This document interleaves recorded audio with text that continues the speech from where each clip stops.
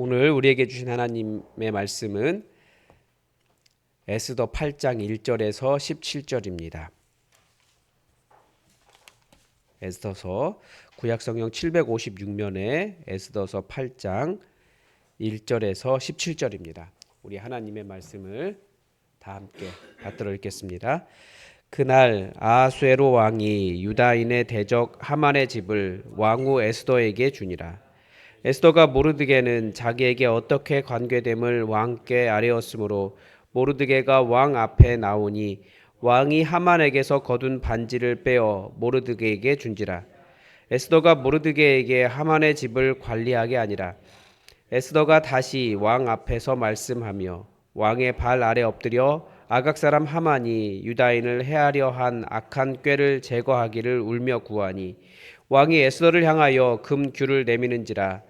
에스더가 일어나 왕 앞에 서서 이르되 왕이 만일 즐거워하시며 내가 왕의 목전에 은혜를 입었고 또 왕이 이 일을 좋게 여기시며 나를 좋게 보실진대 조서를 내리사 아각 사람 함므다다의 아들 하만이 왕의 각 지방에 있는 유다인을 진멸하려고 꾀하고 쓴 조서를 철회하소서.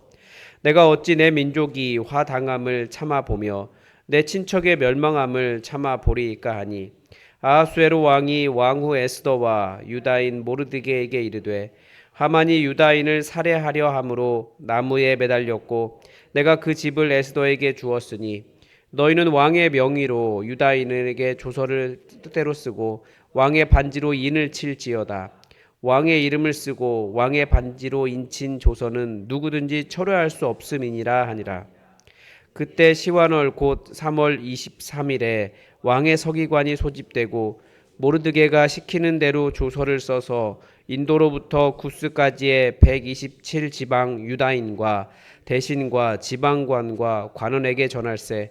각 지방의 문자와 각 민족의 언어와 유다인의 문자와 언어로 쓰되 아하수에로 왕의 명의로 쓰고 왕의 반지로 인을 치고 그 조서를 역졸들에게 붙여 전하게 하니 그들은 왕궁에서 길러서 왕의 일에 쓰는 준말을 타는 자들이라.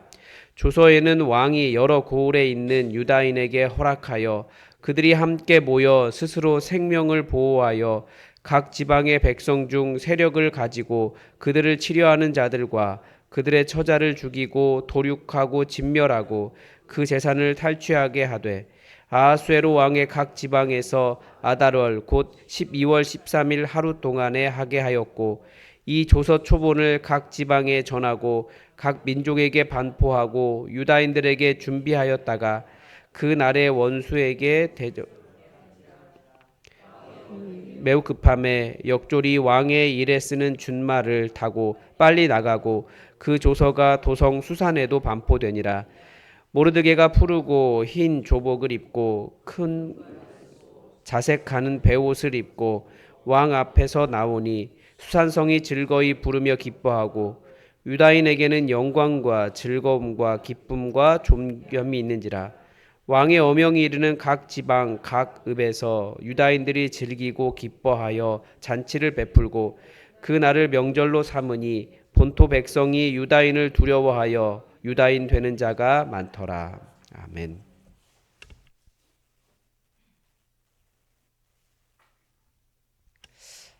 지금 우리는 이렇게 성경을 직접 읽으며 하나님께서 나에게 혹은 우리에게 하시는 말씀을 들을 수 있습니다. 그런데 불과 얼마 전까지만 해도 성경을 그렇게 읽는 것은 어려웠습니다.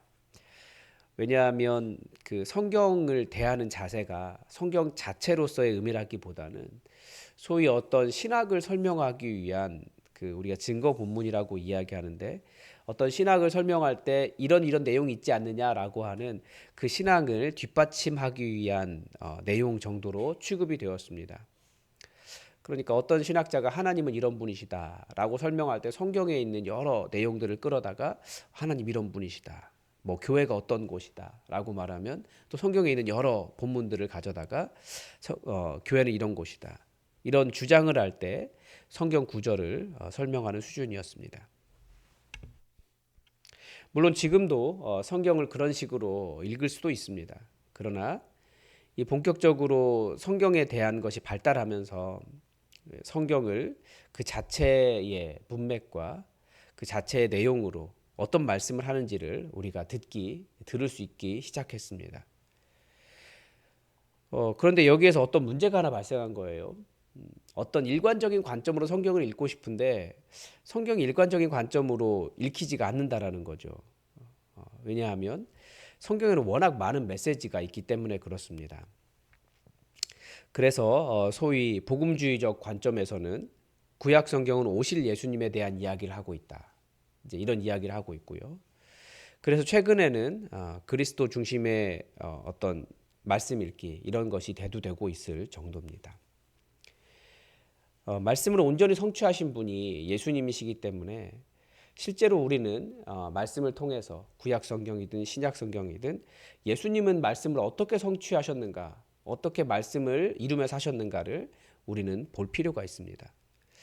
저도 여기에 이제 한 가지 관점을 더 더하고 싶은데 구약 성경은 하나님이 보이지 않는 세상 속에서 때로는 하나님이 유일하지 않은 것 같은 세상 속에서 하나님이 유일하신 분이시다라는 것을 증명하는 책입니다. 몇 번 말씀드린 적이 있는데요. 교회조차도 하나님의 유일하심을 말하기 시작한 것이 17세기에 처음 말하기 시작했으니까 그렇게 오래되지 않았습니다. 그러니까 17세기에 처음 말하고 그것도 그 하나님의 유일하심을 말하기 위해서 말한 것이 아니라 다른 이유 때문에 말하기 시작했고 본격적으로 논의된 것은 18세기, 19세기에 와서입니다. 그러니까 불과 한 1, 200년이 되지 않은 거예요. 그러니까 신이 있다는 것은 다 인정합니다. 오히려 신이 없다고 말하는 사람들이 정말 무지한 거죠. 그런데 그 신이 하나인가 아니면 그 하나인 신이 꼭 기독교의 하나님 여호와여야 하는가에 대해서 계속 도전받았고 지금도 도전을 받고 있습니다.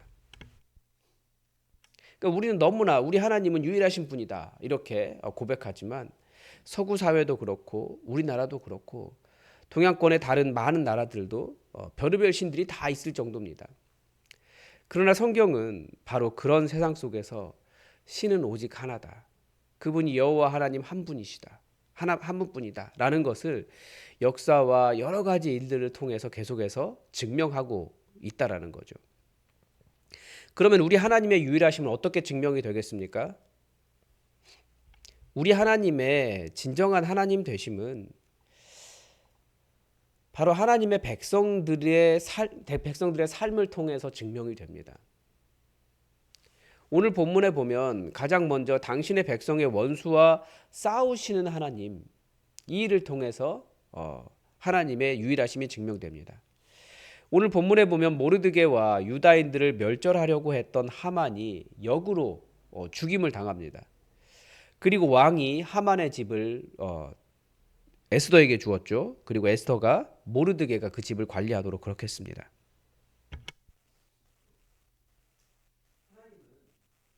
하나님은 아말렉과 싸우셨고 유다인의 편에서 싸워주셨습니다. 이 승리는 당시의 사람들에게는 굉장히 충격적으로 다가왔습니다.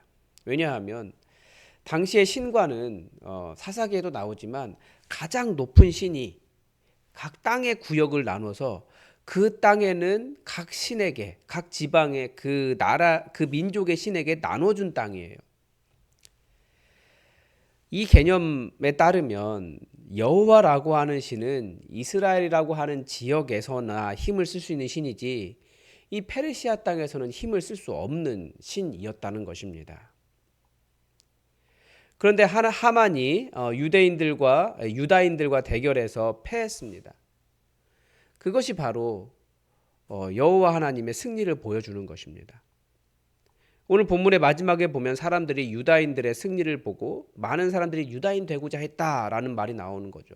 이게 바로 내가 섬기는 신이 혹은 하만이 섬기는 신이 하만이 저렇게 높이 올라갈 때 하만이 섬기는 신이 진짜인 줄 알았는데 그것이 아니라 유다인들이 섬기는 하나님이 진짜 신이구나 라는 것을 알게 되고 그래서 사람들이 유다인 되기를 원했다.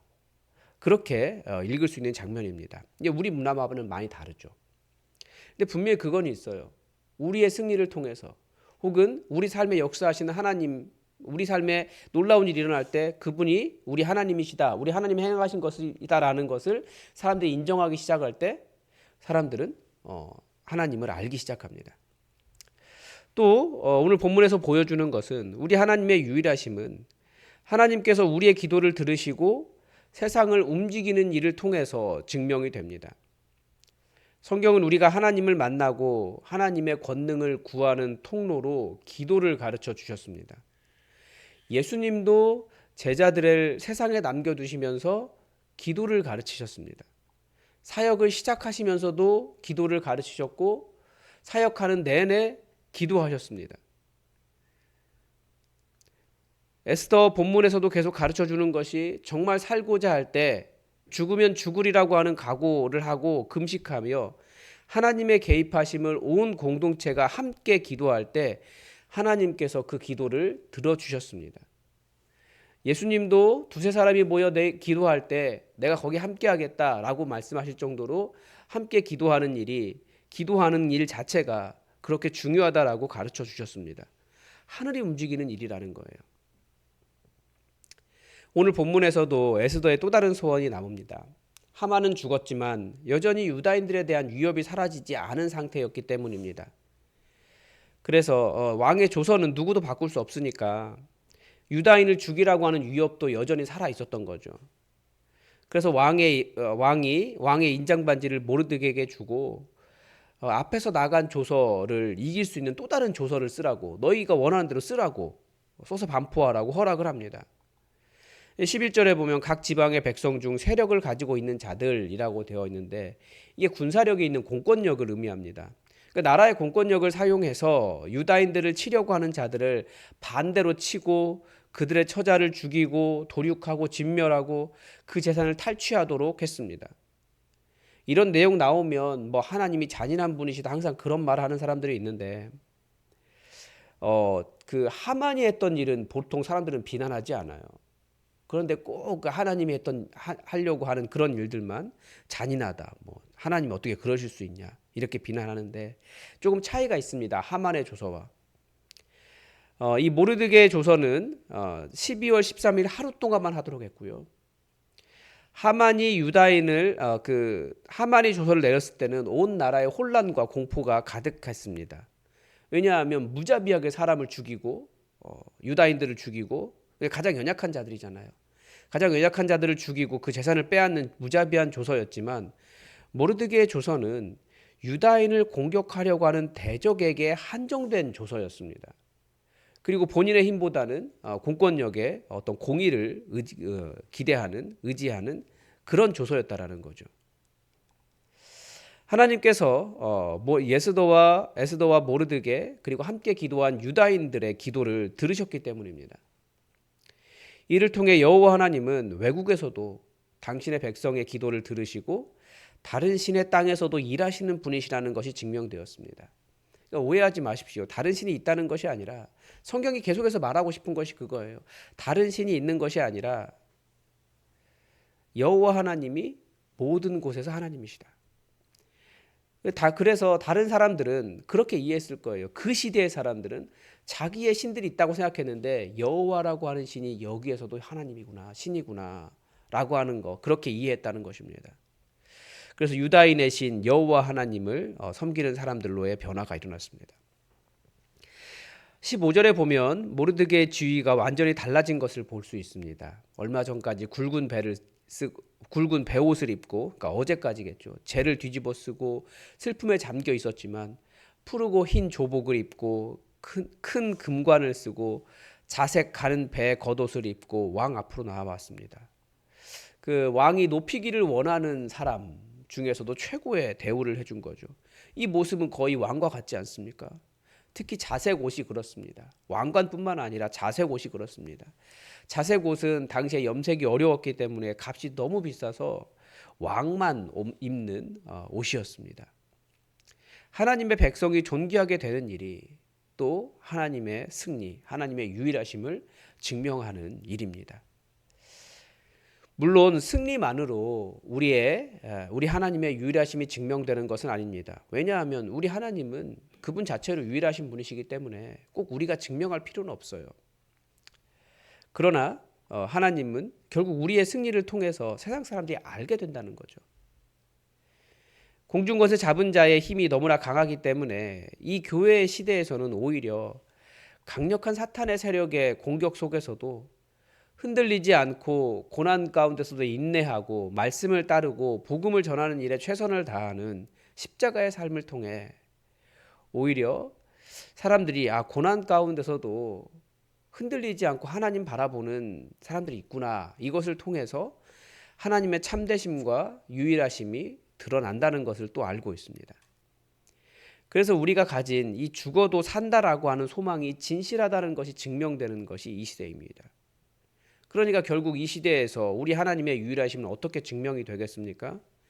하나님의 백성이 어떤 삶을 사느냐를 통해 증명이 됩니다.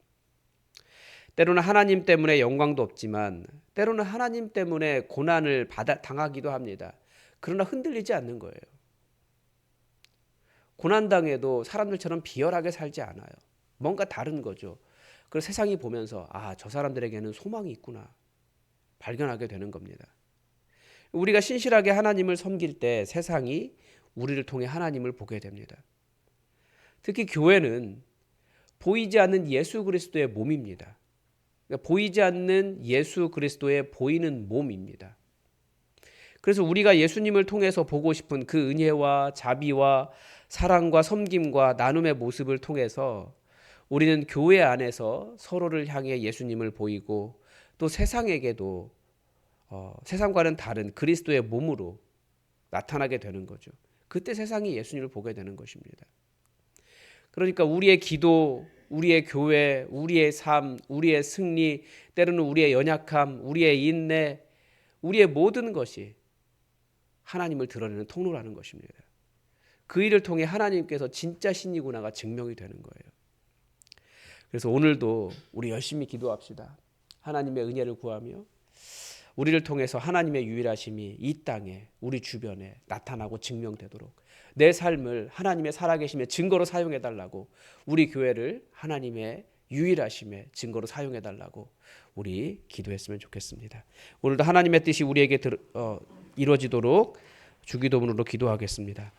하늘에 계신 우리 아버지, 아버지의 이름을 거룩하게 하시며 아버지의 나라가 오게 하시며 아버지의 뜻이 하늘에서와 같이 땅에서도 이루어지게 하소서.